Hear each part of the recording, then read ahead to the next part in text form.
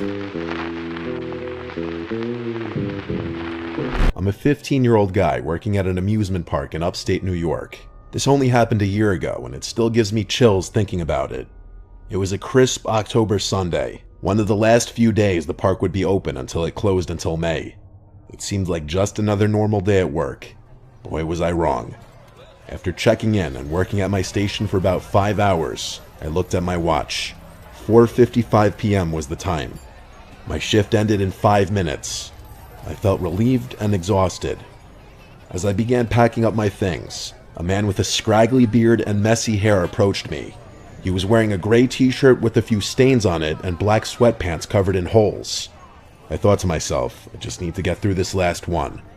"Can I help you?" I asked the man. He stared at me for a few seconds, and then he kept turning his head as if someone were following him. I was starting to get a little creeped out. "Sir, can I help you?" I repeated my question, starting to sound a little annoyed. He looked at me for a couple seconds, and finally responded, saying with a stutter, "Where are your bathrooms?" He said this in a whisper tone of voice. "Up the hill to the right," I responded cheerfully. The man started to walk in that direction. As he did, he kept turning and looking at me. I avoided eye contact, even though I was more freaked out than ever. Next thing I knew, one of my coworkers came to take my spot. I grabbed my things, practically sprinted through the park to the back room to punch out of my shift, and then to the bathroom. I changed out of my work clothes and headed to the employee parking lot. I sat on a bench and waited for my coworker Jordan, who was 17, to pick me up. After waiting for what seemed like hours, Jordan finally picked me up. Before going home, we went to the local diner to eat some cheeseburgers for dinner. While eating in the diner, I noticed something odd. The same man who I helped find the bathrooms at the park was at the diner, sitting a couple tables down, staring right at me. My heart skipped a beat. I told Jordan about it, and he just shrugged it off. "Probably just a coincidence, Ben, don't worry."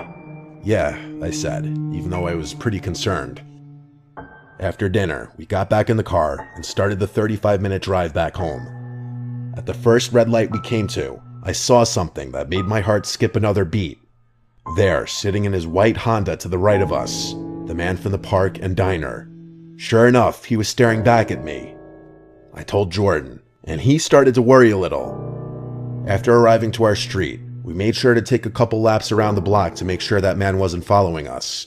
Once it was clear, Jordan dropped me off at home. My mom and sister were out at the mall, and my dad was on a business trip, so I was home alone. After immediately jumping into bed, I heard a noise at my window. I slowly got up and looked outside and saw something that will forever send chills down my spine. Right there on my front lawn was the man, looking right at my window, smiling. I immediately grabbed my phone and called 911, but once the police arrived, the man was gone. I immediately quit my job at the amusement park right after the park closed for winter. I haven't seen the man since this incident. This was an experience that I'll never forget.